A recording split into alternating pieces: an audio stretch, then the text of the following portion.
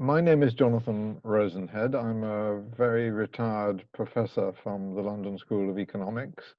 I've got a long background in various involvements with political causes. I was a parliamentary candidate for the Labour Party back in the 1960s. And thereafter, I was involved with the anti-apartheid movement. I was briefly on their executive committee. I was in an organization called Stop the 70s Tour. In 1970, there was due to be a cricket tour from South Africa to Britain, and this became, for various reasons, a source of controversy.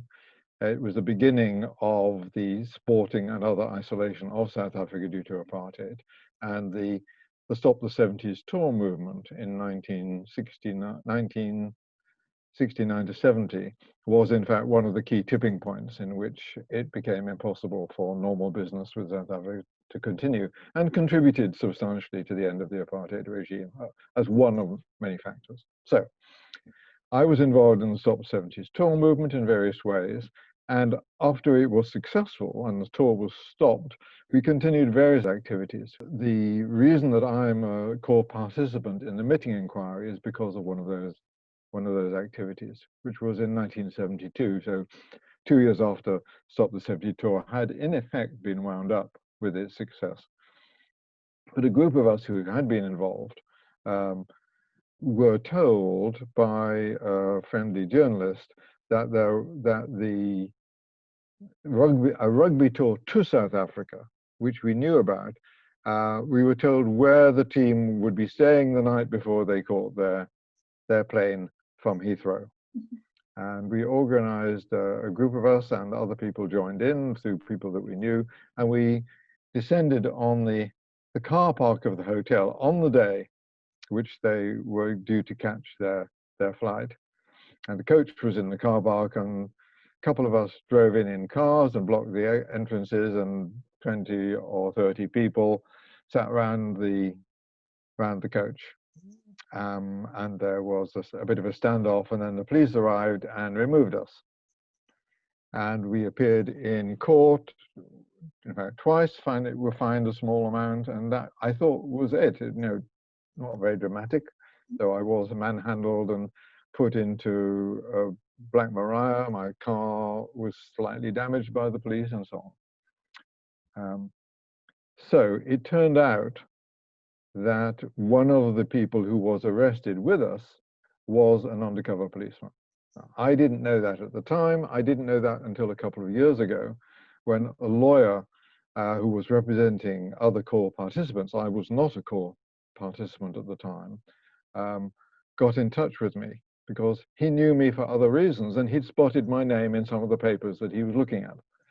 So that it's entirely accidental that I know that our group was penetrated. So what happened was that this guy was arrested with us, was charged with us, was fined with us in his fake name, his cover name they call it. And therefore, of course, he was sitting in with us in our meetings with our lawyer, in which we discussed what our defense might be. I think it highly unlikely he did not communicate that information back to the police. So it was absolutely, on reflection, although it's a very small case, it's a piece of scandalous behavior. How did he get to be there? We don't know. I have no idea what he looks like. I have no memory of him. This was a small group of a dozen or so people who, for the purposes of the activity, recruited our friends. And this guy turned up on the day. I think nobody had seen him before the day. We don't know how he got there.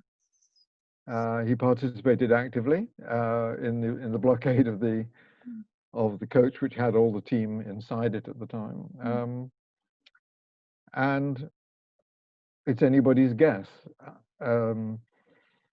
There is stuff in the papers in which claims to be the explanation of how he arrived just on the day of the demonstration and got arrested. But I think it's basically not credible, and I'm not allowed to say what that explanation was.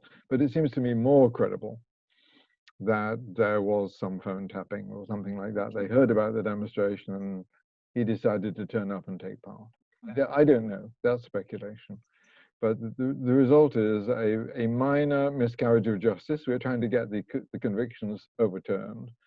There's several of us who are still around and in touch with each other are affected by this conviction, and we're trying to get that changed. There is a potential way in which he will have affected the outcome of that trial, because actually we were not guilty as charged. The whole activity took place inside the hotel car park. The police saw blind that we were on a highway, and therefore we were done for obstructing the highway. Presumably, our undercover policeman informed them of what this defense would be, and maybe that meant they were more ready for it. In fact, we have photographs to demonstrate that we were in the car park and not on the road, but it didn't make any difference to the magistrate.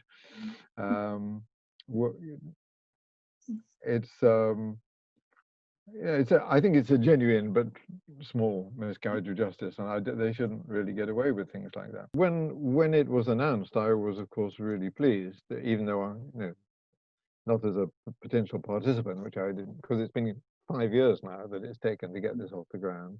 I was really pleased that something going to be done about the horrific abuses that had taken place through these undercover police, not mine, but obviously the other ones, which most people will know about. I guess most people seeing this will anyhow.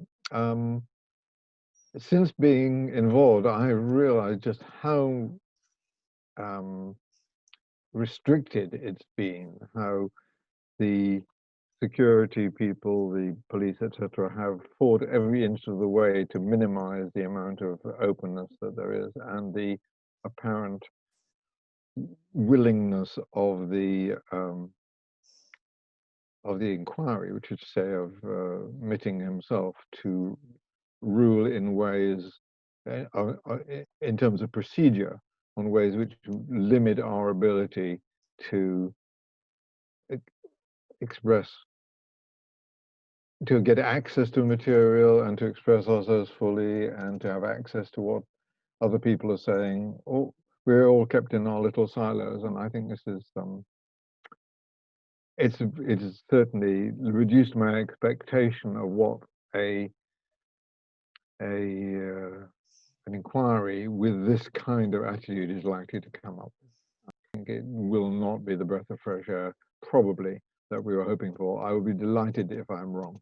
For what is legitimate social protest, I can see no reason at all. None of the organizations that I'm aware of that I've been anywhere near were concerned with, even potentially concerned with, danger to property or persons, or working for foreign powers or anything like that. We were part of a vibrant social sphere, which any country should be pleased to have. And it's all going, of course, in the wrong direction. While instead of waiting for the Mitting inquiry, the government has brought in this new legislation, which, as I'm speaking, has not yet gone through the Parliament, but very likely will, which actually legitimates all the activities that people are complaining about, saying that police can do anything they like, provided some senior officer has signed off on it.